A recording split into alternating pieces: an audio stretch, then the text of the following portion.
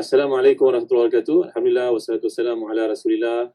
Allahumma salli wa sallim wa barik ala Muhammad wa ala ali Muhammad kama sallaita wa sallamta wa barakta ala Ibrahim wa ala ali Ibrahim fil alamin innaka Hamidum Majid. Amma ba'd. Terima kasih pada kru-kru yang terlibat pada tengah hari ini. Hanif, Suhaimi, sebagai sempat Taufik, Izhar, yang hadir pada musim PKP ni walaupun kita ada ujian-ujian tertentu. Terima kasih, moga Allah memberi pada kita dalam mizan dan timbangan amal saleh kita nilai pahala yang besar di sisi Allah SWT. Antara yang menarik dalam Islam ni tuan-tuan, bila kita perhatikan, Allah SWT membuat perumpamaan untuk kita faham bandingan kehidupan kita sebagai seorang Islam adalah seperti sebatang pokok. Bayangkan ni, contohnya dalam surah Ibrahim bila Allah nyatakan, A'udzubillahi minasyaitanirrajim. Alam tara kaifa daraballahu mathalan kalimatan tayyibatan ka syajaratin tayyibah asluha sabitun wa far'uha fis sama' tuti ukulaha kullahinin bi'idzni rabbiha wa yadribullahu al-amthala linnas. Tidakkah kamu perhatikan sebatang pokok yang kokoh berdiri di hadapan kamu? Tak kira pokok kelapa ke, pokok mangga ke, pokok durian ke, apa saja pokok lah ya. Bahawa yang menyebabkan dia terseram di depan kamu adalah kerana akarnya dalam bumi. Kemudian batangnya, dahannya, rantingnya, daun-daunnya, bunganya dan juga buahnya. Bayangkan kalau seseorang kita tanam pokok durian umpamanya ya. Pokok ni mempunyai akar yang kuat, batang yang teguh, dahan yang kuat, melawan angin pun dia tidak gugur, tidak jatuh, daun-daunnya.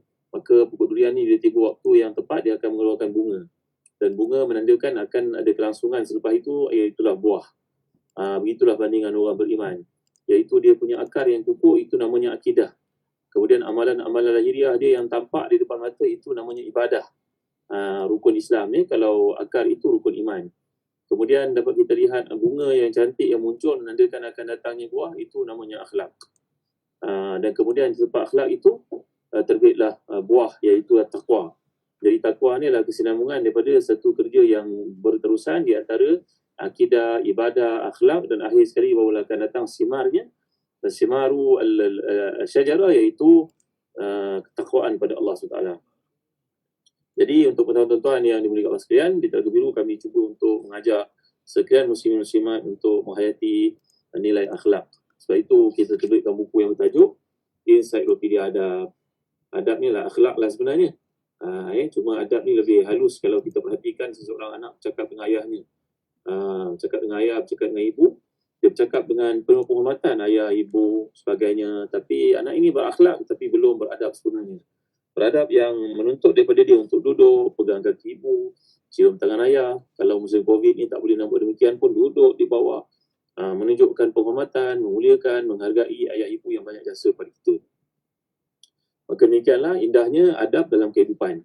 Sebab itu kalau kita baca dalam kitab Syiar Alamin Nubala sebagai contohnya, Imam Az-Zahabi menukilkan, demikian juga dalam Syiar Ibn Hisham ceritakan ketika berlaku pertempuran, peperangan di antara Nabi SAW dengan Yahudi Bani Mustalik. Kerana Yahudi Bani Mustalik ini telah buat satu pengkhianatan pada perjanjian dengan umat Islam di Madinah.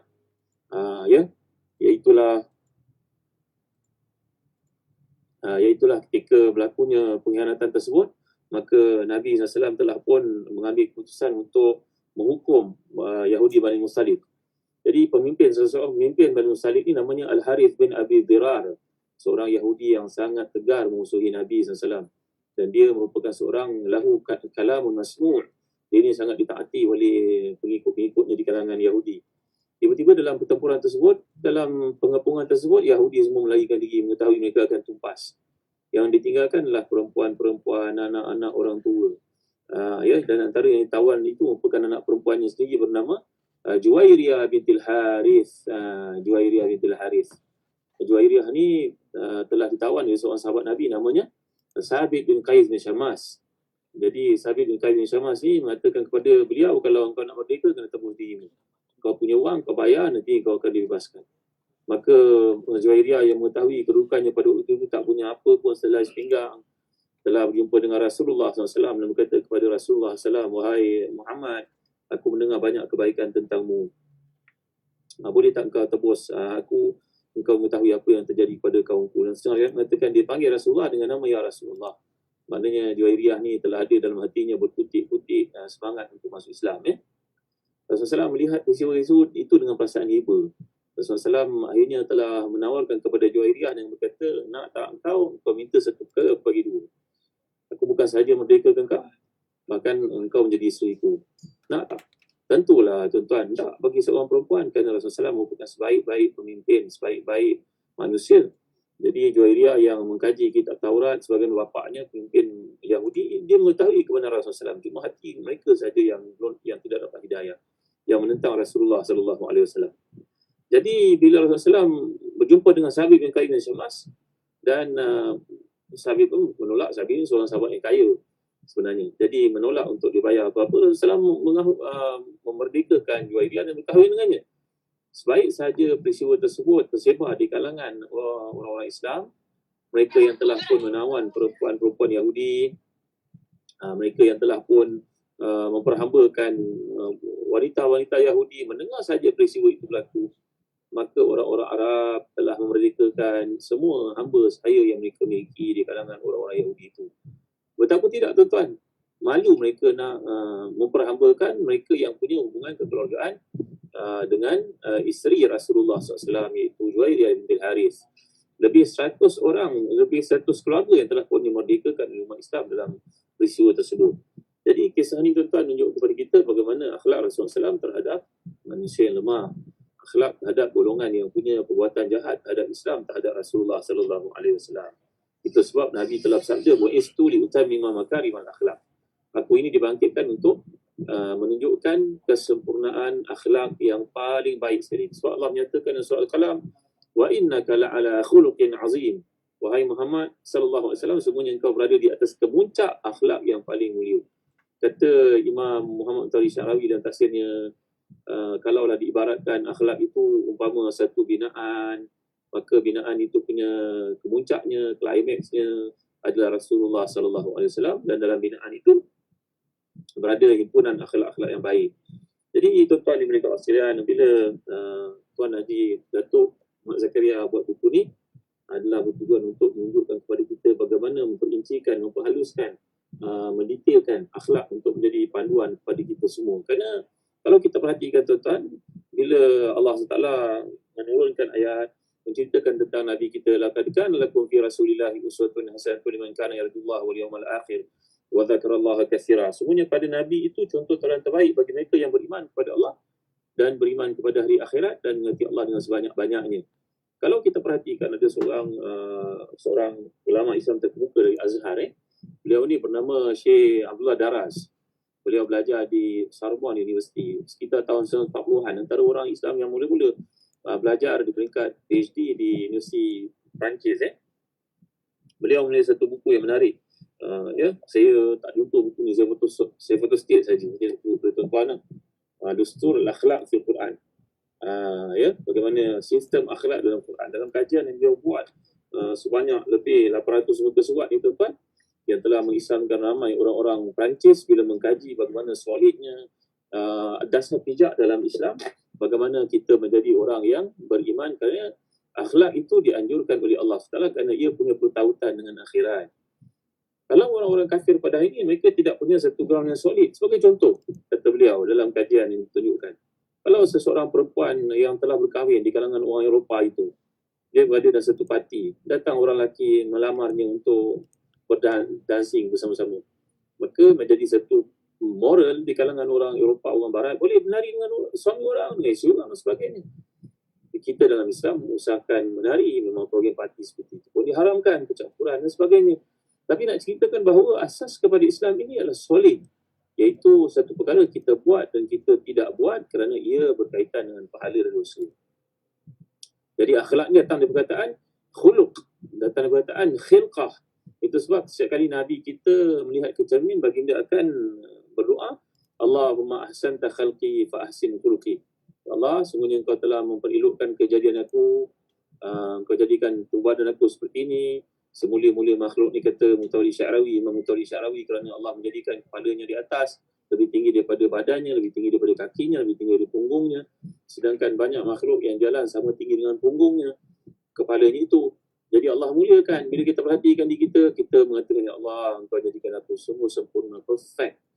Jadi Allahumma kama ahsanta khalqi fa ahsin khuluqi. Allah, sebagaimana engkau telah elokkan kejadian aku, maka perelokkanlah akhlak aku pula. Dalam buku yang tebal ini, 2 jilid, karangan almarhum Syekh Dr. Abdul Rahman Hassan Banaka Al-Maidani, menceritakan bahawa akhlak-akhlak yang ada pada Rasulullah sallallahu alaihi wasallam, antaranya sifat berani kerana benar. Ya, kita tahu ketika Nabi kita SAW berada di Mekah, sebelum Islam lagi, tuan-tuan, beraninya Nabi SAW. Ya, kemudian bila dah datang Islam, keislaman, maka Nabi SAW bersama dengan salah seorang yang dizalimi di Mekah, iaitu Abu Jahal, telah pun berusniaga dengannya, tapi tak mau bayar duit. Kredit sistem lah tuan-tuan, dia tak mau bayar. Maka seorang itu mengadu kepada siapa saja, semua takut nak selesaikan perkara tersebut, kerana tahu Abu Jahal ni seorang pemimpin, seorang yang tegas, seorang yang menakutkan, seorang pemberani. Tapi Nabi lebih berani daripada Abu Jahal. Bila orang semua nak menghina Nabi, berkata kepada orang yang nak minta bahagiannya itu, habuannya itu, wangnya itu, dia berkata kepadanya, kalau kau nak dapatkan duit, kau jumpa dengan lelaki tersebut. Mereka saja nak permain-mainkan Nabi SAW, dengan harapan nanti melihat Nabi akan dihina oleh Abu Jahal. Abu Jahal cukup meluat dengan Nabi selepas Nabi bawa Islam. Lelaki itu pergi berjumpa dengan Nabi SAW, kata, wahai Muhammad, aku dengar tentang kau seorang berani, engkau saja yang boleh selesaikan urusan aku, iaitu Abu Jahal hutang aku, dia tak bayar balik. Maka Nabi pun mengajaknya pergi ke rumah Abu Jahal. Terkejut semua orang lihat, tuan-tuan. Orang menyangkakan tentulah Abu Jahal akan menghambur, memukul, menghina Nabi kita SAW. Tapi yang berlaku sebaliknya. Nabi pun pergi ke rumah Abu Jahal ni, tuan-tuan. Nabi ketuk rumah, Abu Jahal keluar, rupanya sangat menggigil dia, tuan-tuan. Terketar-ketar dia, seolah-olah dia melihat sesuatu yang menakutkan.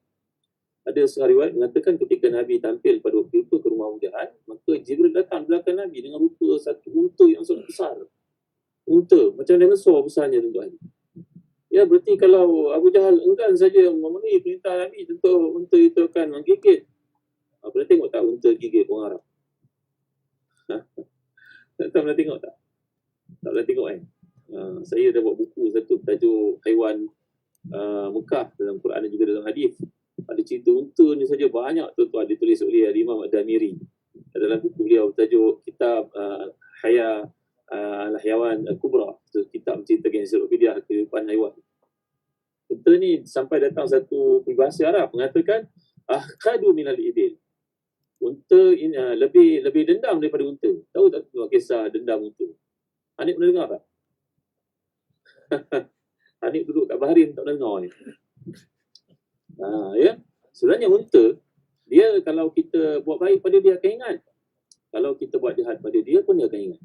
Diceritakan dalam kisah-kisah pengalaman orang Arab, tuan-tuan, ini bukan Quran, bukan hadis lah, tapi ini pengalaman orang Arab. Kita diriwayatkan bahawa unta ni kalau kita pukul dia pada masa dia kecil, mungkin 10 tahun, dia buat lupa, sebenarnya dia ingat. Kalau umurnya panjang 20 tahun, dia ingat, tuan-tuan. Dan itu bila orang Arab mereka melakukan kesalahan pada unta, tiba-tiba terpaksa menggunakan unta itu untuk travel jauh. Nanti pada waktu malam mereka nak tidur dalam sleeping bag, mereka akan buat 2-3 bungkusan seolah-olah nak mengelirukan unta itu mana satu tubuh orang yang berkenaan. Kerana bila unta ni waktu malam, dia akan bertindak balas terhadap tuan yang pernah memukulnya mungkin 20 tahun yang lalu. Tapi bila kita buat banyak sleeping bag macam tu, menjadikan unta tu confused. Diceritakan satu hari, tuan dia nampak untanya sedang mengadakan hubungan jantan betina. Unta satu binatang pemalu, dia tidak akan melakukan hubungan jantan betina, hubungan mating itu di hadapan orang ramai. Dia buat pada malam. Ni dia ceritakan keajaiban unta. Mana pula saya pergi situ unta pula. Yang pentingnya unta ni, tuan-tuan, bila dia melakukan hubungan itu, tuan dia nampak, maka dia menjadi sangat malu, bukan kepalang atas peristiwa nampaknya tuan dia kepada dia yang sedang berhubungan dengan pasangannya. Maka unta tu stop on the spot, tuan-tuan. Dia malu yang amat sangat. Tapi dia ingat orang tu nampak dia sedang melakukan hubungan ini. Simpan bertahun-tahun. Maka tuannya itu pada satu malam ketika menaikinya, tak ada pilihan, itulah unta yang terkuat, unta bapak yang dia ada. Dia pun menaikinya, jadi tahu dia akan mengalami masalah pada malam itu. Kalau dia tidur, tentu dilenyek oleh unta tersebut. Maka dia buat 2-3 bungkusan yang menampakkan seolah-olah ada beberapa orang tidur, menjadikan unta itu keliru. Mana satu manusia. Dia pun mengantuk sangat, dia terpaksa tidur, tuan-tuan, dengan ketakutan terpaksa tidur. Tapi dia dah berupaya buat strategi itu. Maka menjelang waktu malam, ketika dia tidur, dia terdengar satu bunyi yang kuat. rupa-rupanya unta itu miss. Dia nak empak tuan dia, melihat dia melakukan hubungan jantina itu, maka dia tersilap pergi empak satu sleeping bag disangkanya tuan itu nak bunuh maknanya. Bunuh atas sleeping bag disangkanya tuan itu, dia tanya habis-habisan. Tuan dia tempat lain sebenarnya. Jadi keliru. Ini diceritakan dalam pengalaman unta yang dipanggil dalam bahasa Arab sebagai akhad minal ibil. Lebih dendam daripada unta, kerana unta ni merupakan satu makhluk pendendam sebenarnya. Ya, jadi bila dibuat begitu, tuannya pun bangun, tuannya tersedar, tuannya terkejut. Tuannya pun lihat dia, unta tu sedang melenyek, mengumpak, menggilis beg yang disangkanya tuannya itu, sleeping bag disangkanya tuannya itu, maka unta itu malu untuk kali kedua. Jadi malu yang amat sangat. Oleh kerana terlalu malu, matilah dia di situ, tuan-tuan. Matinya unta kerana terlalu malu buat kali kedua. Ini dikisahkan oleh para ulama dalam ensiklopedia cerita-cerita pelik tentang haiwan. Contohnya Imam Damiri menceritakan. Jadi tuan-tuan, balik kepada kisah kita ni, bahawa Nabi SAW adalah contoh yang terbaik, akhlak yang paling hebat, pemberani yang luar biasa. Ya, semuanya sifat-sifat tersebut ada pada Nabi kita seperti yang diimpunkan oleh Imam Abdul Rahman Hassan Al-Banna Al-Madini dalam kitab beliau yang bertajuk Al-Akhlaq fil Islam, menyusunkan kepada kita tentang keberanian yang ada pada Nabi SAW yang perlu kita contohi. Ada berpuluh-puluh sifat yang ada pada Nabi SAW. Untuk saya baca sedikit ya, yang menampakkan kehebatan Nabi kita SAW, iaitu dalam satu peperangan dan satu para sahabat dengan Nabi SAW pulang dalam satu perjalanan. Tiba-tiba dalam perjalanan itu, semua sahabat yang berjaga, yang bertugas sebagai jaga pada malam itu tertidur. Ya, jadi datanglah seorang musyrik dan pergi kepada Nabi kita SAW dan ceritakan keberanian Nabi kita SAW. Maka dia pun nampak Nabi tertidur, dia ambil pedang, dia tunjuk pada Nabi. Nabi pun terbangun, dia tidur baginda SAW. Kata, wahai Muhammad, siapakah yang akan menghalang aku daripada membunuhmu? Tudurnya pedang ke wajah Nabi kita SAW. Maka Nabi pun menjawab, Allah. Nabi menjawab dengan penuh keyakinan, Allah. Jatuh pedang itu di tangan si musyrik. Nabi ambil pedang itu dan mengulurkan ke mukanya pula, berkata, sekarang siapa boleh menghalang aku daripada membunuh kau? Jawapannya, tiada siapa, wahai Muhammad. Maka Nabi SAW pun melepaskannya pergi. Sahabat-sahabat yang tertidur pada waktu semua terkejut, bangun, mereka melihat apa yang berlaku depan Nabi. Maka lelaki itu berkata, kharajtu min khairin nas.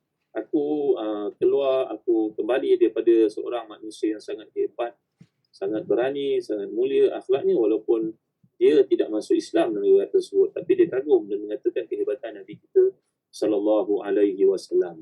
Ya, jadi ini antara akhlak Nabi kita SAW. Dan dalam akhlak kita kena belajar juga, sebagai contohnya sifat berjaga-jaga. Namanya hadar, kun hadiran. Maknanya ini akhlak juga, berwaspada.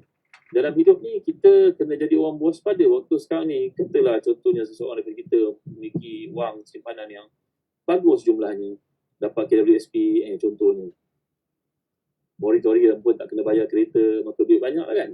Kawan ajak berniaga, kita tahu dia orang jujur, tapi adakah dia berkeahlian? Kita kena waspada.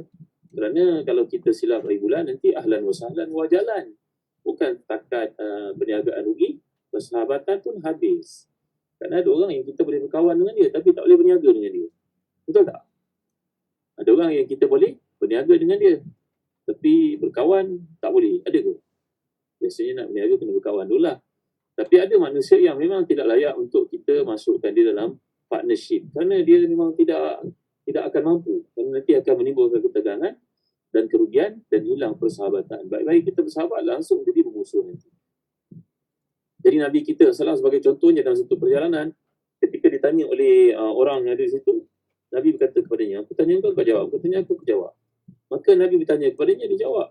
Kemudian dia tanya kepada Nabi, engkau dari mana pula? Tuan dari mana pula? Jawapan Nabi, min ma', aku daripada air. Kejut, air? Nabi buat satu helah kat situ. Kena waspada dalam perjalanan. Kerana perjalanan peperangan. Ia merupakan satu tempat yang boleh membuka kelemahan kita dan musuh akan menyerang. Nabi telah bersabda kepada orang bertanya itu, dia dah jawab soalan Nabi. Maka Nabi pula jawab, ya, aku daripada air. Seorang tercengang, air? Air apa? Mungkin maksud kat situ berasal daripada air mani, Mungkin maksud dia itu kami berasal dari tempat yang ada air. Memanglah kat rumah kita kat bandar Madinah tentulah ada air. Jadi Nabi tidak sebut secara spesifik tentang tempat datangnya Nabi SAW bagi mengelakkan orang itu dia membocorkan rahsia. Ini contoh bagaimana kita dapat kaji akhlak Nabi SAW di seluruh keberanian.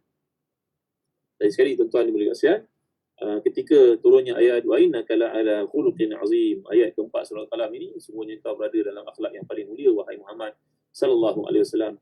Maka para ulama telah memperhalusi akhlak kita, akhlak Nabi SAW, dan bila ditanya kepada Aisyah radhiyallahu anha kaifa kana khuluquhu, bagaimana akhlak Nabi SAW dalam Sahih Muslim, Imam Muslim meriwayatkan bahawa jawapan Aisyah radhiyallahu anha kepada orang yang bertanya itu, kana khuluquhul Quran, adalah akhlak Nabimu, akhlak Nabi kita SAW, Al-Quran. Kalau kau nak lihat cerminan akhlak Nabi, kau bacalah Quran. Kerana Quran itu merupakan cermin kepada akhlak Nabi SAW. Jadi sebagai contohnya, kalau kita baca Bismillahirrahmanirrahim, dengan nama Allah yang Maha Pemurah, lagi Maha Penyayang. Kita jemaah Melayu sebenarnya bahasa Arab, Rahman dan Rahim ni sama je. Dia Ar-Rahmah. Setengah ulama mengatakan Rahman ini kasih sayang Allah yang berpengkalan di dunia. Manakala Ar-Rahim adalah kasih sayang Allah yang khusus untuk alam akhirat. Kerana Rahim itu adalah untuk orang beriman saja. Rahman untuk semua makhluk tanpa pengecualian. Sebab kalau kita perhatikan dalam hidup hari ini, orang-orang bukan Islam berusaha niaga bersungguh-sungguh, mereka berjaya. Lebih berjaya daripada orang Islam yang berusaha. Kerana kaifiat mereka, teknik mereka betul, strategi mereka betul. Kerana Rahman, iaitu kasih sayang Allah yang berpengkalan di dunia ini, tidak mengabaikan sesiapa pun di kalangan hamba-Nya untuk dapat nikmat. Kerana dunia ini tidak ada nilai di sisi Allah. Kalau ia bernilai di sisi Allah macam serai kepak nyamuk seperti dinyatakan Nabi SAW, tentulah Allah tidak akan beri minum pada si kafir walaupun seteguk air. Tetapi oleh kerana dunia ini tidak punya apa-apa nilai di sisinya, maka siapa yang berusaha dengan cara yang betul akan diberikan oleh Allah. Maka tuan-tuan, bila kita sebut Bismillahirrahmanirrahim, akhlak Nabi, Ar-Rahman, Ar-Rahim. Allah punya nama yang banyak. Ada 99 nama yang kita tahu. Sebenarnya lebih daripada itu. Tapi kenapa kita tak sebut Bismillahil Azizil Hakim? Bismillahi Al-Qawi Al-Mutakabbir. Bismillahi Al-Qawi Al-Matin. Kenapa tak sebut nama-nama Allah yang lain? Kerana Allah mengkehendaki kita dalam segala tindak tanduk, perangai kita, sikap kita, perjalanan hidup kita, tabiat kita, amalan kita seharian, ia mestilah bermuarakan kepada sifat kasih sayang. Kita keluar rumah, Bismillahirrahmanirrahim. Kita bawa kereta, Bismillahirrahmanirrahim. Supaya kita mematuhi aturan jalan raya. Bayangkan kalau kita sampai ke traffic light itu, kita langgar traffic light merah pun kita langgar semacam saja. Yang terlanggarlah seorang pemandu motosikal yang buat delivery. Dia itulah pendapatannya. Anak isteri yang menunggu dia pulang. Tiba-tiba dengar saja dia masuk hospital. Accident. Kalau accident boleh rawat tak mengapa. Kalau kematian macam mana? Jadi berarti dalam hidupnya kita minjam dua nama Allah itu yang diberlakukan, ditunjukkan oleh Nabi kita SAW. Maka setiap kelakuan kita adalah berasaskan kepada kasih dan sayang kepada orang lain. Kita tukar masak. Kita orang sekarang semua sibuk, tak sempat nak masak. Semua order makanan, semua pergi beli makanan. Kita yang jadi tukang masak kena amanah. Kan tuan-tuan? Ada seorang sahabat saya, beliau seorang saleh, semayang berjemaahnya 40 tahun. Sampai dia meninggal dunia pun tak masuk, tuan-tuan. Dia bercerita. Masa hidupnya, dia orang baik, orang saleh bercerita. Saya dapat semayang berjemaah 40 tahun ni tanpa mengabaikan, dia cerita pada saya. Bukan dia cerita pada orang ramai, dia cerita pada saya. Sebagai anak buah padanya, dia cerita. Pakcik ni dapat semayang berjemaah 40 tahun nak. Alhamdulillah. Apa rasa pakcik? Pakcik tak pernah makan kat luar langsung. Allah hebatnya. So bukan condemn pengusaha-pengusaha, tidak. Tapi yang menariknya kata-kata orang saleh yang telah meninggal dunia ni, dia kata, saya pernah berpuasa bersama isteri saya puasa sunat. Isteri saya minta order 1 mihun di sebuah kedai yang ramai orang beli di situ. Saya pun pergi. Oleh kerana saya datang awal, pukul 4 petang, saya datang untuk beli. Dia baru buka kedai. Saya lihat dia ada satu baldi besar air. Kemudian dia berniaga di jalan, susah ada sumber air pada masa itu. Cerita lama ya tuan. Sekarang mudah-mudahan dapat diatasi lah. Maka ketika dia nak masak mihun ni tadi, dia celup sayur kat situ. Dia celup ayam kat situ juga. Dia celup telur kat situ juga. Dia celup semua kat situ. Dia basuh pisau kat situ juga. Tuan-tuan rasa bersih tak tuan-tuan? Maka dia pun siap masak. Ramai orang datang gerai itu. Saya datang yang pertama, saya tak ramai orang. Maka mulai hari itu saya perhatikan, saya pun yakin bahawa ramai orang berniaga tapi tak jujur dalam perniagaan. Ada akhlak. Dia fikir kalau dia yang makan, dia sanggup tak agaknya. Jadi bila kita buat satu benda, akhlak yang berteras dalam diri kita adalah kerana keyakinan setiap kita buat benda itu akan ada ganjarannya. Setiap kesalahan kita buat itu akan ada hukumannya. Bukan karma. Orang kafir percaya ada karma. Kita orang Islam mengatakan bahawa dunia ni merupakan daru mihna, bukannya daru karamah. Kata Imam Izzuddin Abdul Salam menjelaskan bahawa dunia ni adalah daru mihna. Dunia tempat ujian. Dia bukan daru jaza. Kata Habana Kalmari ni daru ibtila. Dia adalah tempat ujian. Dunia tak ada karma seperti percaya orang. Allah beri sikit-sikit kadang-kadang kepada orang tertentu, tapi dia sebenarnya bukan darul jaza. Dunia adalah darul ibtila, tempat berlakunya ujian, balasan ke akhirat. Jadi tuan-tuan berpandukan kepada kisah ini, kata tuan guru orang alim yang saleh ni, ahli masjid 40 tahun sama meninggal dunia ni, dia kata saya mampu menjaga salat saya 40 tahun dalam keadaan tidak pernah tinggal takbiratul ula bersama dengan imam, takbiratul ihram bersama imam, 5 waktu. Dia ada punya kedai, tengah hari dia berhenti berniaga, tinggalkan begitu saja macam kat Mekah, kat Madinah, terus pergi sembahyang. Lepas sembahyang, balik sudah ke kedai berniaga. Beli barang semua cash. Ya, Tuan Haji yang saya sangat sayangi ni, bertemuannya selalu pada hari raya sebelum dia wafat. Dia bercerita bahawa kita kena berakhlak dalam berniaga. Jangan menipu orang. Ya, tapi bila saya lihat kedai makan yang begitu popular, begitu amalannya, saya pun berkata pada diri saya dan isteri saya, sayang mulai hari ini tak payahlah kita fikir nak makan kat luar, kita masak lebih bersih walaupun tak sedap macam kat luar, kerana kita bimbang orang kat luar itu tak jujur dalam perniagaan, makanannya mengandungi kekotoran, makanannya tak bersih, makanannya syubha, dan makanannya dekat dengan yang haram dan sebagainya, walaupun perolehannya dia semua yang halal, tapi oleh kerana tidak berakhlak ni tadi, dia mungkin akan menyebabkan penyakit berlaku. Jadi kembali pada topik kita tuan-tuan, akhlak ini perlu menjadi satu teras dalam kehidupan seharian. Mudah-mudahan tuan-tuan dapat miliki kitab ini. Namanya Encyclopedia Adab. Saya bacakan sikit untuk tuan-tuan tahu dalam kontennya. Ada banyak bab di sini. Ada berapa bab semua. Ada 26 bab. Bagaimana pengisian akhlak yang dimaksudkan. Bermula daripada Rasulullah SAW umpama raja segala adab. Yang kedua, adab kehidupan seharian mengikut waktu, sehari semalam. Yang ketiga, adab seharian. Yang keempat, adab bersuci dan perapian diri. Yang kelima, adab kebersihan rumah tangga. Jangan jadi isteri yang biarkan katil semua bersepah-sepah. Asal bersepah ni, malam nanti nak tidur balik dia tu. Dengan mangkuk bertinggal saja. Saya baca dalam kitab-kitab hadis, kalau rumah kita ni tak kemas, malaikat tak datang tu tuan-tuan.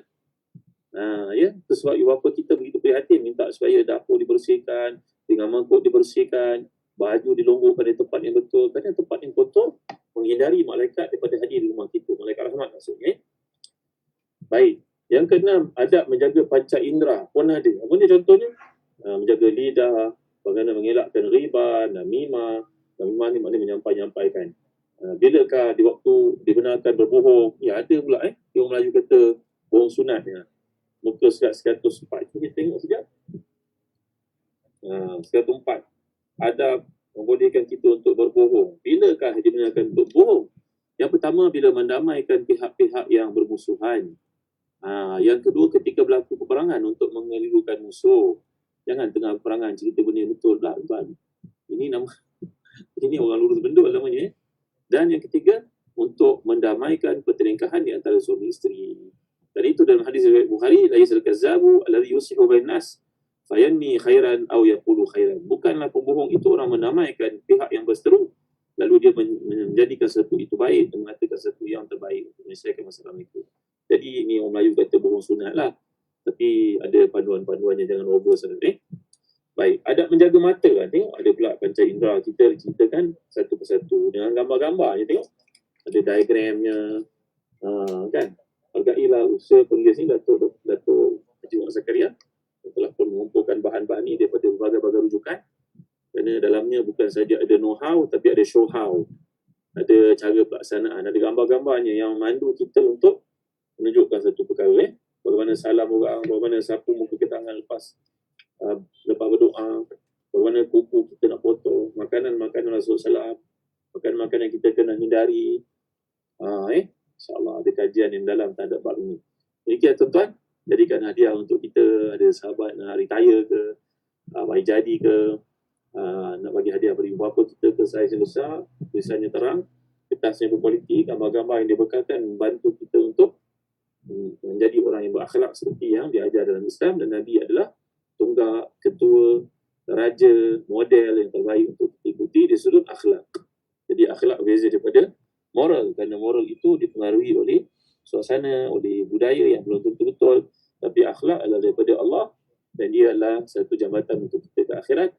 Dan menjadi orang yang terima oleh Allah amalan-amalan kita, mestilah ada hablum minallah dengan hablum minannas. Hablum minannas maknanya akhlak lah. Ini kira buku ni. Cara penggunaan, jadikan teks untuk daurah, pengajian, jadikan bahan usrah di rumah, jadikan bahan pengajian di masjid, jadikan sebagai bahan untuk penulisan blog, laman web, Facebook, Instagram, Twitter dan sebagainya. Jadi buku ni sangat menarik. Saya dah miliki tuan-tuan pada harga berapa ni, RM79, tak termasuk harga postage. Boleh tuan-tuan dapatkan di beli secara online www.telagabiru.com.my www.telagabiru.com.my. Beli kami hantar. Ini kita digalakkan untuk tak berjumpa. Maka dengan satu butang yang kita tekankan pada website ni, kita akan dapat buku ni insya-Allah. Mudah-mudahan Allah memberkati kita. Sekian, terima kasih tuan atas kehadiran tuan pada tengah hari ini. Aku maaf atas kekurangan. Mudah-mudahan tuan-tuan dapat bersama dengan saya pada hari esok di Ghost Shop pukul 9 pagi. Juga untuk bicara tentang kitab ini lagi sekali. Dan tuan-tuan ada kesempatan tolong warwalkan esok pukul 9 pagi di Ghost Shop. Saya akan bincangkan buku ini sekali lagi. Buku review untuk koreksi ini. Sekian, terima kasih. Terima kasih Hanif, terima kasih kepada Izhar, Taufik dan juga Syaimi atas usaha kalian untuk mengadakan online pada pagi ini, pada hari ini. Terima kasih kepada para pendengar, para penonton yang dikasihi dan dirahmati Allah sekalian. Jangan lupa doa yang telah kita pelajari tadi. Allahumma kama ahsanta khalqi fa ahsin khuluqi. Allahumma kama ahsanta khalqi fa ahsin khuluqi. Ya Allah, sebagaimana engkau telah perelokkan kejadian aku, maka perelokkanlah akhlakku. Sekian. Wassalamualaikum warahmatullahi wabarakatuh.